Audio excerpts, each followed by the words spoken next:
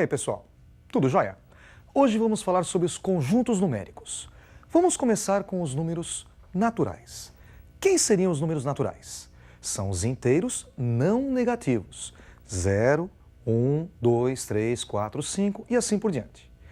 Se você somar um número natural com outro número natural, o resultado com certeza é natural.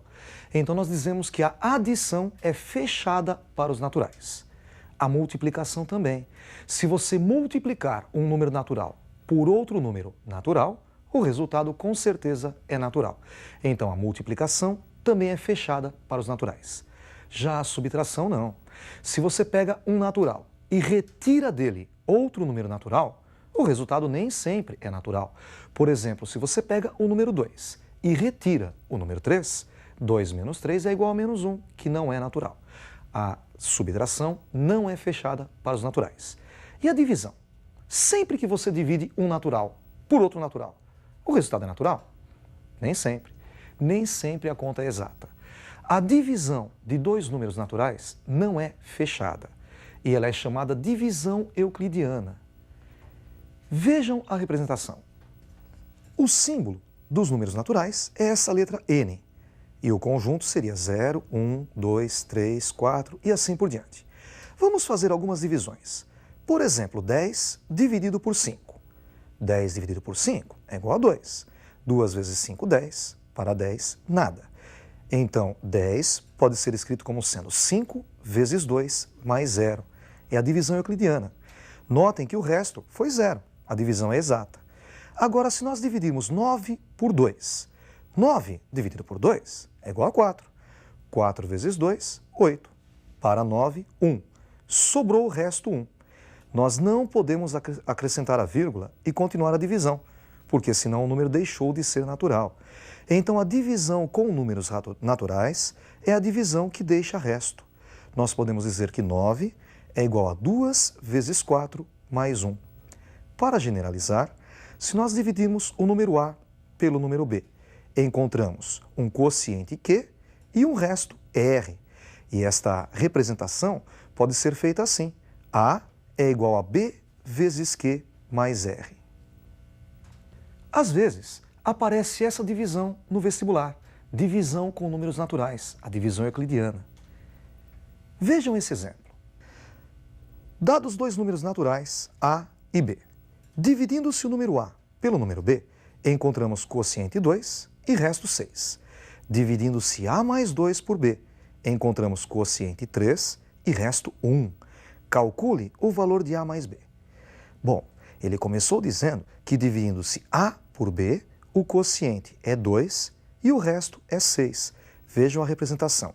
A dividido por B, quociente 2 e resto 6. Transformando em equação, A é igual a B vezes 2 mais 6. Ele disse também que dividindo-se A mais 2 por B, encontramos quociente 3 e resto 1. Vejam a representação. A mais 2 dividido por B, quociente 3 e resto 1. Transformando em equação, A mais 2 é igual a B vezes 3 mais 1. Dá para a gente montar um sistema. Veja o sistema. Primeira equação, A igual a 2B mais 6. E segunda equação, A mais 2 igual a 3B mais 1. Para resolver esse sistema, nós vamos substituir a primeira equação na segunda.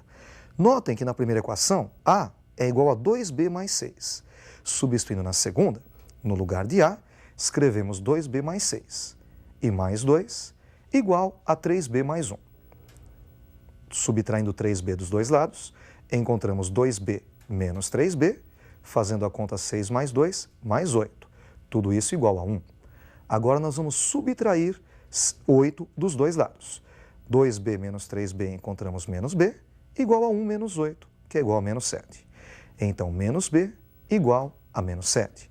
Multiplicando por menos 1, encontramos B igual a 7. Falta agora encontrar o valor de A. Vamos pegar a primeira equação. Lembra da primeira equação? A é igual a 2B mais 6. Substituindo B por 7, A igual a 2 vezes 7 mais 6. 2 vezes 7, 14, e mais 6, 20. A igual a 20. Como ele pediu para nós calcularmos A mais B, A mais B é o mesmo que 20 mais 7, 27. Além dos números naturais, nós vamos ver também os inteiros e os racionais. Vejam as representações. O conjunto dos números inteiros é representado por esse símbolo, Z.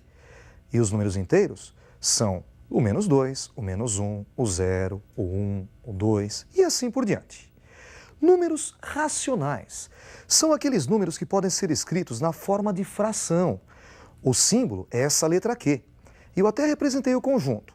O conjunto dos números racionais é o conjunto dos números x pertencentes aos reais, tais que x é igual a dividido por b, sendo que a é o número inteiro e b também é o número inteiro. Então, o número é racional quando ele pode ser escrito na forma de uma fração com numerador e denominador inteiros. E notem que se vocês pegarem, por exemplo, 10 dividido por 2, 10 dividido por 2 é igual a 5. O número inteiro também é um número racional. Se você dividir 1 por 3, 1 dividido por 3 é o mesmo que 0,333 e assim vai. É uma dízima periódica. Também é um número racional. Com relação a números racionais, uma coisa que às vezes aparece nos vestibulares é a fração geratriz da dízima periódica. Qual a fração que gerou a dízima periódica? Tem dois tipos de cálculo. Veja o primeiro cálculo. 0,333 e reticências. Isso é uma dízima periódica. Notem que o número 3 vai se repetir indefinidamente. Ela tem período 3. Tem uma regra prática para montar a fração. Você coloca um traço de fração, em cima do traço de fração você repete o período. O período dessa dízima é 3, é aquele número que se repete. E embaixo você coloca tantos noves quantas forem as casas periódicas. Como só tem uma casa em cima, você coloca um único 9 embaixo, ficando assim com 3 nonos. Simplificando, 1/3. Veja o outro exemplo. 0,626262 e assim vai. O período dessa dízima é 62 e ela tem duas casas. Então nós colocamos em cima da fração 62 e embaixo 2 noves, pois são duas casas periódicas. Nem sempre a dízima começa com 0. Olha esse terceiro exemplo. 1,313131 e reticências. Agora, para resolver, nós vamos separar em duas contas. 1, que é a parte inteira, e mais a parte decimal, 0,313131 e reticências. O 1 mais 0,313131, o período é 31. E nós vamos dividir por 2 noves, pois são duas casas periódicas. Ficamos com 1 mais 31 sobre 99. Tirando o mínimo, mínimo entre 1 e 99 é 99. 99 dividido por 1, 99, vezes 1, 99. E mais 99 por 99 é 1, vezes 31, 31. Somando em cima, 99 mais 31, encontramos 130 sobre 99. O que nós acabamos de ver agora foi a dízima periódica simples. Também temos a dízima periódica composta. Qual seria a dízima periódica composta? Após a vírgula, antes de começar o período, existe uma parte não periódica. Vejam como fica o cálculo. Olha essa dízima. 0,21311313. Notem que o período dessa dízima é 13. E logo após a vírgula apareceu o número 2, que não é periódico. A regra é a seguinte, nós montamos uma fração, em cima nós colocamos a parte não periódica seguida do primeiro período. A parte não periódica é o número 2 e o primeiro período é 13. Então, em cima nós escrevemos 213. E retiramos a parte não periódica. A parte não periódica é 2. Ficamos com 213 menos 2. E o denominador é constituído também de duas partes.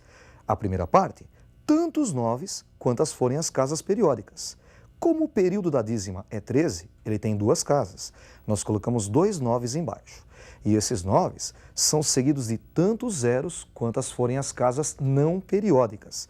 Como a única casa periódica é o número 2, nós só temos uma casa não periódica, um único zero. Então, olha só, repetindo. Em cima, a parte não periódica seguida do primeiro período, 213. menos a parte não periódica, 2, dividido por tantos 9 quantas forem as casas periódicas, 1 e 3, duas casas periódicas, 2 9, seguidos por tantos zeros quantas forem as casas não periódicas, uma única casa não periódica, um único zero. 213 menos 2 é igual a 211. E a resposta, 211 sobre 990. Vejam esse outro exemplo. 0,15777 e assim por diante.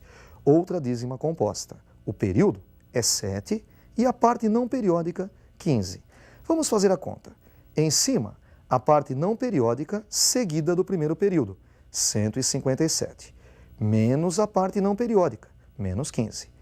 Embaixo, tantos 9 quantas forem as casas periódicas, como o período é 7 e só tem uma casa, vai um único 9.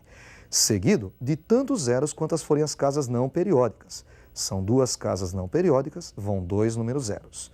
Fazendo a conta em cima, 157 menos 15, 142, dividido por 990. Neste caso, podemos simplificar por 2, em cima e embaixo, obtendo assim 71 sobre 450. Vamos agora falar sobre números complexos. O número complexo é o número na forma de um par ordenado. Veja a representação. O símbolo do número complexo é a letra C, e ele é um conjunto formado por pares ordenados x e y, sendo que x é um número real e y é um número real. Existem duas operações importantes entre os números complexos na forma de par ordenado. Vamos pegar um número A, um par ordenado A e B, pertencente aos números complexos, e um par ordenado CD, também pertencente aos complexos. A primeira operação é a adição. Nós podemos somar os dois pares ordenados, AB mais CD. O x resultante é a soma do x dos dois elementos, A mais C. E o y, a soma dos y resultantes, B mais D.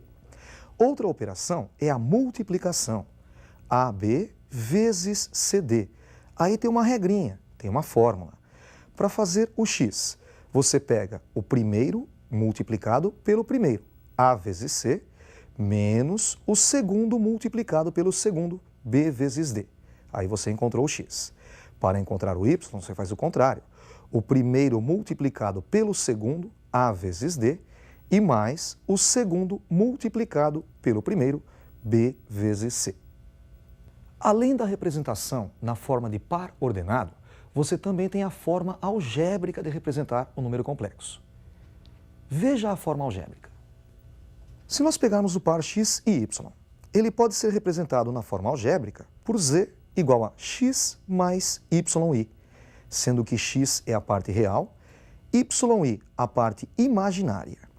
Por exemplo, se nós pegarmos o par AB, ele pode ser representado por z igual a mais bi. Vamos usar agora números. Por exemplo, 1, 2 é o mesmo que 1 mais 2i. 2 menos 7, 2 menos 7i. Menos 1, 0. Menos 1 mais 0i. Opa, 0 vezes i é igual a 0. Sobra então menos 1. Esse é um número real. E 0, 1. 0 mais 1i. 0 mais 1i é o mesmo que i. Ele é chamado imaginário puro. Com isso, nós encerramos a nossa aula de hoje. Até a próxima aula. Um abraço.